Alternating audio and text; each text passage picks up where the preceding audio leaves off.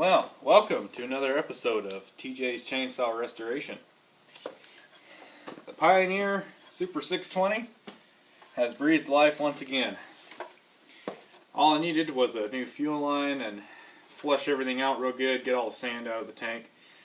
And after priming the carb, the thing fired right up and ran like a top. Did have to do some tuning, and it's still not quite right, so I'm going to order a carb kit for it. Get an actual, the Tillotson carb kit I have is just a basic gasket kit, but I'm going to get a carb kit that comes with the needle, the metering lever, and hopefully a seat as well, the bigger carb kit. But anyway, I've got it tuned pretty well, so we're going to fire it up for you and let you listen to it.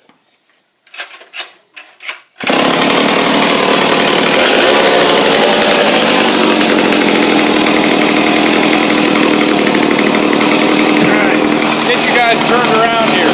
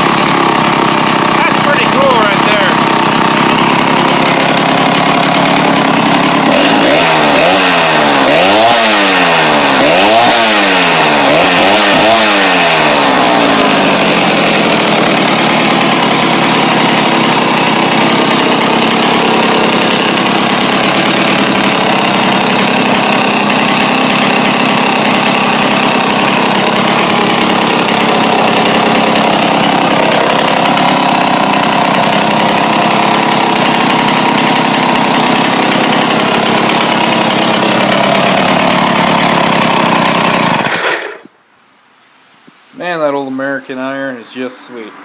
Or excuse me, Canadian iron. They made these in Canada for the USA. And that's just pretty dang cool.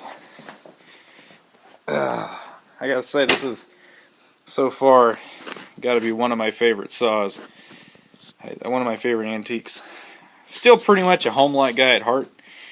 But, man, these old Pioneers are starting to get on and get my eye. This one in the RA, the model RA, it really caught my attention.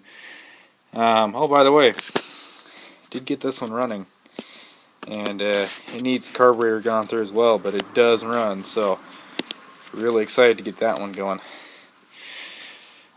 But this one, I think I'm gonna just run it without a carb kit in it for a while. I've got VP51 fuel in it right now, so I'm going to let that soak in it overnight and just keep running it.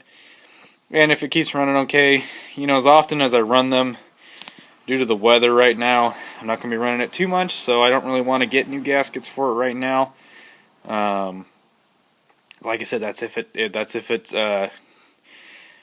it's only running okay. If it's still acting funny, then I will get new gaskets for it. But this saw was rebuilt, I'm pretty darn sure, at one time recently, because everything's been cleaned on it, and the guy that owned it said he restored it. So, I mean, it's clean. When I had all these covers off, looking down where the flywheel is, there's little to no sawdust buildup in there.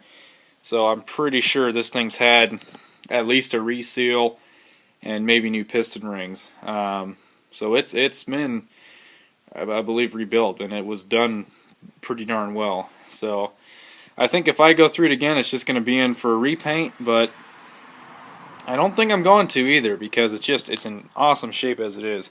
I mean, it's got little spots here and there, and the paint's kind of dulling out, you know, and he could have done a better job as far as the paint goes. It's kind of orange peeled, but it's a dang saw, you know, and I don't really think I'm going to need it to be a shelf queen, but, you know, for a future chainsaw restoration project, this is definitely a candidate. So, well, right now we're just going to have a lot of fun with it, along with the rest of these saws. And hopefully one of these days I'll actually get this one to oil. I've still been fighting the oiler. I'm going to get a new manual override set up. can try that because I think it's sucking air through the rod, but that's another story. So, well, there you guys have it. This is the Pioneer Super 620. Breathes life again. So, until next time, this is TJ from TJ's Chainsaw Restoration. Thanks for watching. Thanks for commenting. Thanks for subscribing. Y'all have a nice day. See ya.